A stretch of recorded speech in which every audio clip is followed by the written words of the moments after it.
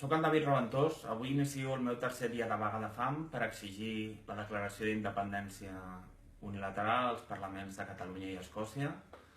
Aquest vídeo és per denunciar la manca d'atenció rebuda pels principals mitjans d'atenció a Catalunya, com TV3, Catalunya Ràdio i els principals diaris, cosa que confirma la veritat del que estic denunciant, que estem en un procés fictici i que no hi ha interès en que la veritats tan dures com que els que havien de fer el referèndum van fer una enquesta que 72 diputats que han declarat la independència no la declaren, i que això és un procés on l'emperador va despullat i jo que denuncio això he de ser perseguit de totes les maneres.